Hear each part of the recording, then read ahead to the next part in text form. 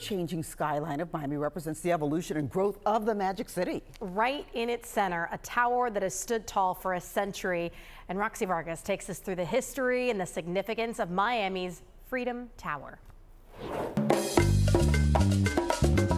Let me take you back to Miami in 1924, when construction broke ground for the Miami Daily News headquarters July 11th.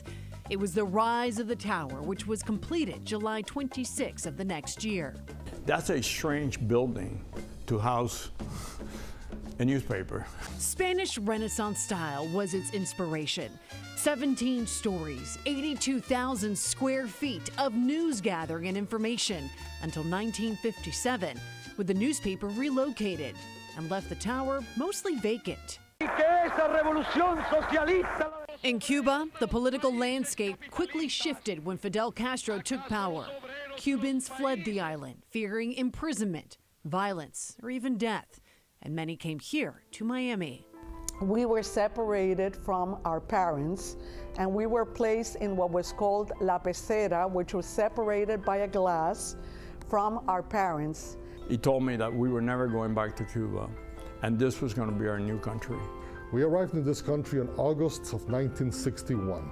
I identify so much that building with what it meant to us to survive in this city. The Tower of Freedom was actually, at the time, called by Cubans El Refugio, the refuge. The Miami Tower became the Cuban Assistance Center.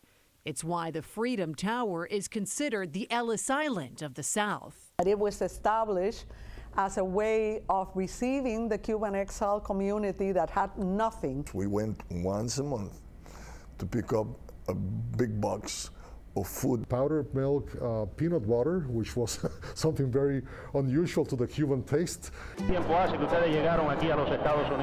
Thousands passed through these doors. Here they received medical care, food, job placement, hope for a new start.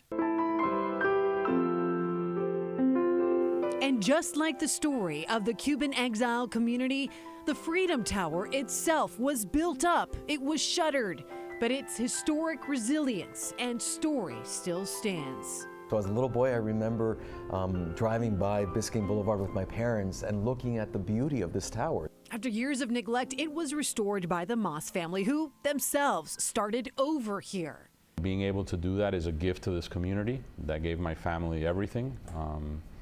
And for us, it was an amazing moment. In 2008, it was named a National Historic Landmark, donated to Miami-Dade College by the Martin family in 2005, ensuring it would stand to share the story of all people who have come to this country to start over. 100 years later, La Torre de Libertad is getting much-needed TLC. The vision for the Freedom Tower is to create an exhibit called Libertad, freedom, simply freedom. Freedom means hope and opportunity, to be able to be free to realize your dreams. Dreams that started here and have helped to build our city with not just dreams of the Cuban people, but anyone who has ever had to start over and persevere with hope and dignity.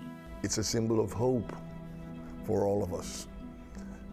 It's what Miami is all about. It starts right there. Roxanne Vargas, NBC6 News.